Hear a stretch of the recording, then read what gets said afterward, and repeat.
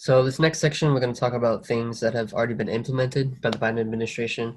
For one thing, I believe to this day, he's passed 30 executive orders. Yeah. So he's really trying to do some things, and some are good, some are bad.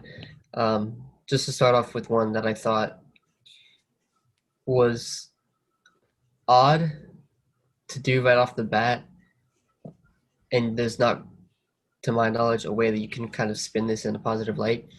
But Trump had passed an executive order to dramatically cut the price of insulin and epinephrine, which are EpiPens. I don't believe it was for everyone. I believe it was for people with little or no health coverage, but still life-saving drugs significantly cheaper, which America has notoriously high drug prices. And Biden reversed it.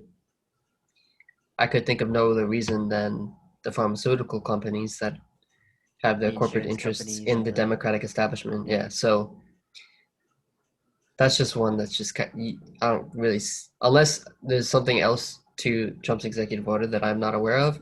I don't think there's really a way you can defend doing that. But it happened, and no one's talking about it. Yeah, and it is just before we go through a couple of these other orders, it's annoying because the presidency is not supposed to be like doing all these like executive orders are relatively new in like American history. Like Congress is supposed to be passing laws to like solidify these things in like legal statutes. Um, Instead of what we have now is like within his first few days in office, he's just undoing a bunch of stuff Trump did, redoing a bunch of things that Trump undid. So it's just this back and forth every time you get a new president with these executive orders. Yeah, Um, and it's a similar thing you see with the Supreme Court, where things currently written laws are being interpreted to include more 21st century and 20th century things because Congress isn't passing laws. Like they're not like a lot of, obviously there are some Supreme Court decisions that are just clarifying things, but a lot of them have cases have been ruled in a way that they are tweaking the language that was already there to apply to present day things when those present day things either did not exist or what were not aware to the founding fathers at the time. And they're doing this because Congress is has been for so long just completely incompetent. yeah, and just as a quick example, like Ruth Bader Ginsburg herself, like when it came to the Roe v. Wade ruling, because it was legally founded on it was founded on the legal grounds of the Fourth Amendment, um, the right to right against unlawful protections against unlawful searches and seizures. And she said this ground is shaky and it's like not the best thing, even though I agree with the ruling. Congress should pass a law legalizing abortion and solidify it, but they don't because then every election they're like, oh, the Supreme Court judges, they're gonna repeal abortion and that's it. But I know you had a couple more executive orders you wanted to go through. Yeah, a positive one was an extension. Yeah, an extension of the deadline for payments for basically putting off more mortgage payments and evictions and foreclosures, which is something that we've needed for a while now. So better late than never, but that is a positive. Another one is the canceling of the Keystone Pipeline, which it's another one of those things where they were building it and then the Obama administration halted it. Trump resumed it. Biden came in, halted it. And there are two sides to this. There are benefits for the environment for not making it because there have been oil leaks, I think, over a dozen, 16 or Yeah, 17. I don't know how big they were, but that's the number. Um, so there's like the environmental side of it. But on the other side, it was supplying, I think, 3,500 to 6,500 jobs and was supposed to contribute like 10 or 20 billion dollars to the economy after it was built in the long run and supply hundreds of thousands of jobs. And also, we would use it to get our oil supply from Canada, which is a close country and and it's cheaper. we're on better terms with. It's cheaper, as opposed to places like Saudi Arabia and Russia, which are not the best places necessarily, and also Yeah, it is more expensive because we're buying from people so far away. You have to transport it over oceans, which so there are arguments to both sides. So I mean, I personally haven't made up my mind on this specific thing, yeah. but Because it is iffy because we don't like fossil fuels, but we are highly dependent on them in everyday economic and like put like I drive a yeah, car to do work and like gas prices affect my bottom line. So it's like this strange thing. But um, yeah, and so one thing I wanted to mention was he passed an executive order that the way they're talking about it in the media is that it's making it so that federal employees have a minimum wage of $15 an hour. It's not really what it does.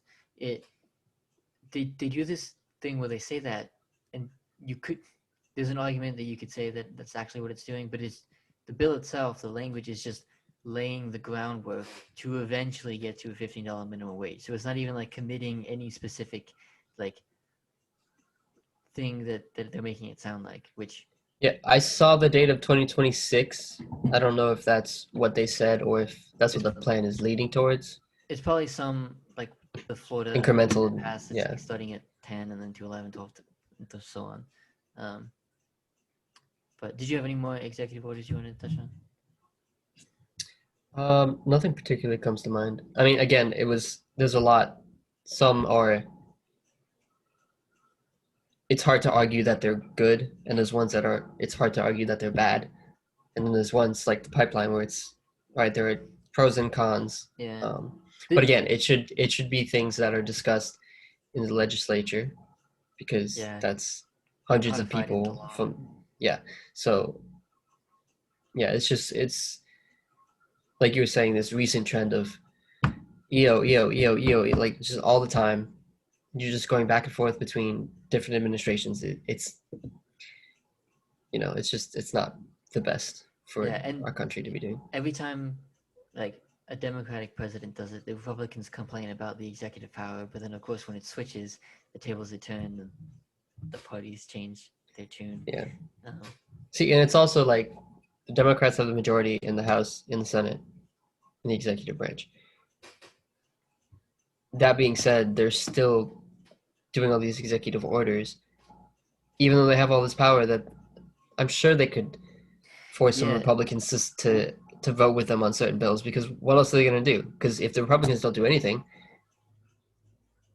Democrats for the next 2 years get to say, "Look, the Republicans are stopping us from doing anything." and that is exactly what happened in 2008 to 2010. Obama got in there with the Democratic House and Democratic Senate and did nothing to fundamentally change anything. Just gave a bunch of money to Wall Street and the banks and etc. Which It's going to happen again. yeah, I'm worried for it because you, even though you have a 50-50 in the Senate and Kamala Harris is the tiebreaker, you have Senator Joe Manchin is one who's a Democrat but is really a conservative in a conservative state and has these corporatist conservative ideologies, so he's not really a Democrat. So you have to like convince him. And there's an independent, and there's another, I forget her name, another senator who's like that same boat as Joe Manchin, which he was opposed to $2,000 checks. Like, right? And that's one of the things that pissed me off the most was in Georgia, you had the two runoffs with Warnock and Ossoff, who won, the Democrats, and they were running on $2,000 checks. When we get in Yep. $2,000 checks, Joe Biden Vote said, for us. We'll give you $2,000 checks. yeah, and Joe Biden was like $2,000 for every man, woman, child, blah blah blah, and then they get in and they're like, oh, well, if you add the $600 you already got to this coming $1,400 in this new bill that is probably not going to pass because Republicans don't like it, when like you have people And like also, Marco, we'll get to it later. yeah, they're talking about March, April, like the but Marco Rubio, Republican senator from Florida, said, "I think $3,000 check should pass when Joe Biden gets in office as a show of unity. Like, wouldn't that be great if like Congress got together, bipartisan, and passed $2,000 checks? You could literally just do a bill that is just $2,000 checks, and then you could actually leverage these Republican senators and the Joe Manchin type Democrats to like, hey, $2,000 checks, yes or no." And then the people would know that if they're voting no, they're saying no, Yep. you're getting $2,000, and you can actually do it. But instead, they tie it up in this $1.9 trillion bill with all this other stuff, which it's a good bill, has some good stuff, but it's not going to pass. And even then, the this pisses me off. This pisses me off all the time because the Democrats, they don't use all the tools that they can use. So they're trying to get this bill passed through Congress. But so Bernie Sanders is the chair of the budget committee in the Senate, and there's a way that they can do this stuff through budget reconciliation, but it takes time. So if they started now, they could have, like, it's essentially putting into the budget like $2,000 checks, maximizing the child tax credit. That's a rebate for people who have children from their taxes and stuff. And you could put all this stuff into the budget without trying to get all these Republican support, but they won't do it because they don't actually want to do these things.